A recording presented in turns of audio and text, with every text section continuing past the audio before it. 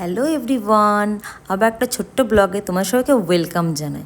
তো আজকের দিনটা ছিল 20 এপ্রিল, আর আমার কাজ ছিল আজ অনেক দূরে বনগাঁ।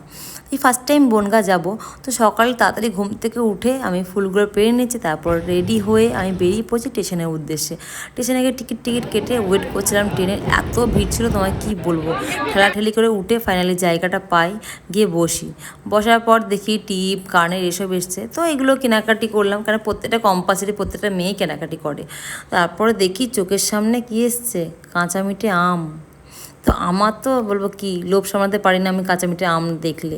তো কিনে খেতে আরম্ভ করে দিলাম। তো আমার মতো তোমরা কে কে কাঁচা মিঠে আম খেতে ভালোবাসো কমেন্টে কিন্তু অবশ্যই জানিও। আর তারপর কি, আম খেতে খেতে চলে আসি আমার স্টেশন, রানাঘাট স্টেশন। তো ভীষণ ভিড় ছিল, তাই লাইন দিয়েছে দাঁড়িয়েছিলাম। তারপর স্টেশনে নামি ফাইনালি, আর ভীষণ শরীর খারাপ করছিল বিশেষ করে এই গরমে। তারপর কি আমি আর স্নেহা মিলে দুজনে দুটো লস্যি খেলাম। লস্যি খাওয়ার পরই দেখি আমাদের ট্রেন দিয়ে দিয়েছে বনগাঁ।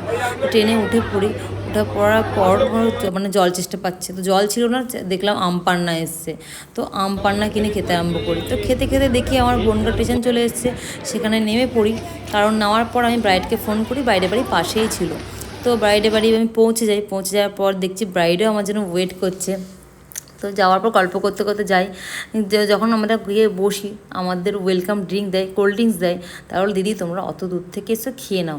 আমাদেরও বিশেষ করে ভীষণ খিদে পেয়েছে, তো আমরাও খেয়ে নিলাম। খাওয়ার পর কি একদম কাজে লেগে পড়লাম। শাড়ি ট্যাপিং থেকে শুরু করে সব কিছু, মানে হেয়ারটা টেমিং করে। তো এখানে আমি আগে হেয়ার স্টাইলটা করে নিচ্ছি। আমার মনে হলো হেয়ার স্টাইলটা করা থাকলে গরমটা একটু কম লাগবে, আর মেকআপটা করতেও সুবিধা হবে, মুখের মধ্যে চুলটা উড়ে এসে পড়বে না। আর এই যে হেয়ার স্টাইলটা দেখছো, এটা আমাকে ওরই পছন্দ করা, আমাকে বলেছিল এরকম করতে, তাই আমি সেমই করে দিয়েছি। আর স্টেপ বাই স্টেপ মেকআপটা করতে শুরু করে দিই।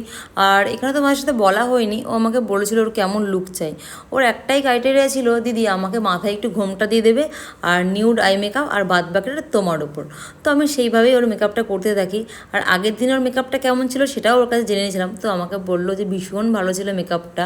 তো তোমরাও তো ভিডিওটা অবশ্যই দেখেছো সবাই, অনেকে কমেন্ট করেছো। তো আজকের ভিডিওটা সবাই দেখে জানিও তোমাদের কেমন লাগলো। আজকের লুকটা ভালো লাগলো না বিয়ের দিনের লুকটা ভালো লাগলো, অবশ্যই কিন্তু কমেন্টের মাধ্যমে জানিও।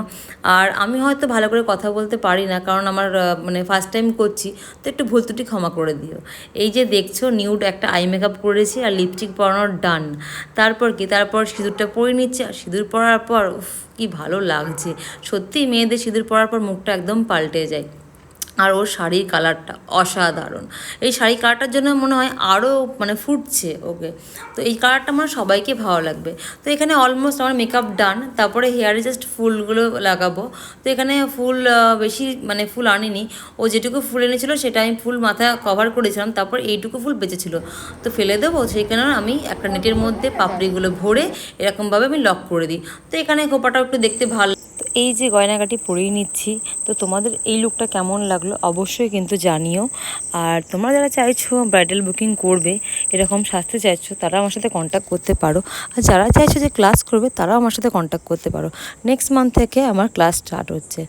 তো অবশ্যই কিন্তু কমেন্টে সবাই জানিও এই লুকটা তোমাদের কেমন লাগলো।